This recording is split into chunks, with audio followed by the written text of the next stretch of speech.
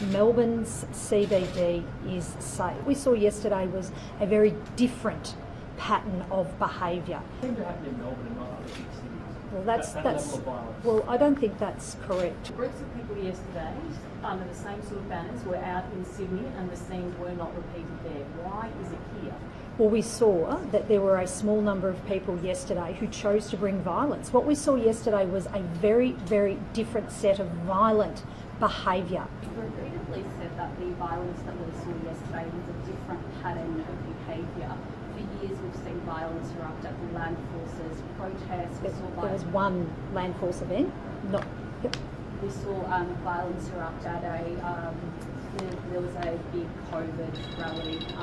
There was also rallies in front of the CFMEU building at the time. We've seen violence erupt, I think it was a Let Women Speak rally in 2023. No, I don't know. There was the violence that we one. saw yesterday isn't necessarily a different pattern of behaviour. What's happening in Victoria that protesters don't need to know? Samaya, I'm going to really strongly disagree with that characterisation, So because you yesterday have was the first given time you violence have given over a period of some 5 years 2 or 3 examples of where violence has come to the streets. That does not represent the great state of Victoria. What we saw yesterday was a different pattern of behaviour to those examples. So there is a point that she's making about the fact that when there are violent protests, people associate that with Melbourne. You can't stand there and say that that's a few occasions over multiple years.